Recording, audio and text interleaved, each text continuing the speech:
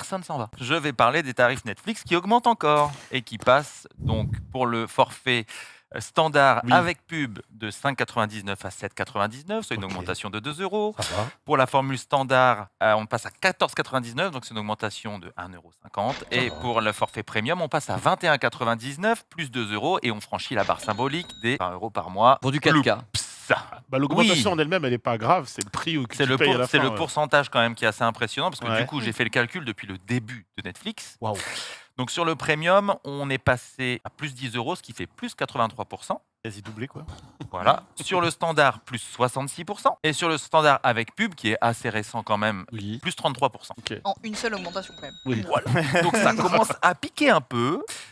Mais pourtant, les gens restent abonnés, hein. Les chiffres de Netflix sont extraordinaires. Il Ils reste ont abonné des- avant cette Ah, annonce. il y a déjà une augmentation avant. Oui, Oui. mais là, on dépasse était une quand barre même- symbolique. Après, Voilà, t'es sur là, la un- barre symbolique de la tu 4K. t'engages pas, tu pars quand tu veux de Oui, tu pars Netflix quand tu aussi, ça aide. Oui, oui, il y a quand même 410 millions d'abonnés encore, ils augmentent, ils ont un chiffre d'affaires qui fonctionne. Waouh. Pour l'instant, les augmentations et la coupure du partage de comptes qui avait été hyper scandaleuse, en fait, les gens restent abonnés finalement, ou ils prennent une formule avec pub.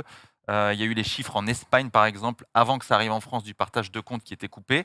Bah, en fait, ça avait même augmenté les abonnés parce qu'ils avaient pris, tant pis, un truc avec pub et ça va très bien, quoi. Donc en fait, les gens partent pas. Et en fait, ce procédé a été étudié par un sociologue américain qui a appelé ça, si je traduis en français, la merdification.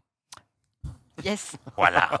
Donc, il s'appelle Cory Doctorow. Il a fait ça en 2022. Et en fait, la merdification, ça concerne pas seulement Netflix, hein, ça existe aussi chez YouTube, chez Amazon. Et ce principe, en fait, c'est un principe en 3 phases.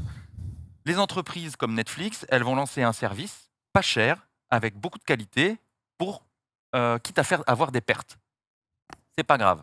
Ils passent dans une deuxième phase où là, ils vont augmenter un peu les tarifs et grâce à leur pool d'abonnés qui est hyper volumineux, ils vont pouvoir contacter des annonceurs qui vont devenir leurs clients et du coup, ils vont pouvoir proposer de la publicité. On a vu ça arriver. Donc, les annonceurs vont aussi contribuer à augmenter leur chiffre d'affaires.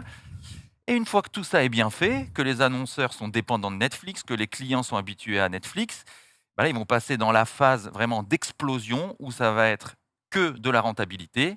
Ils vont faire décliner la qualité du catalogue, ils vont augmenter les prix pour continuer à faire des bénéfices. Ils vont prendre des plus grosses parts aux annonceurs qui, eux aussi, dépendent de ce que leur propose Netflix. Et en fait, bah, tout ça, ça va créer une certaine grogne chez les utilisateurs, mais comme ils sont en situation soit d'oligopole, soit de monopole,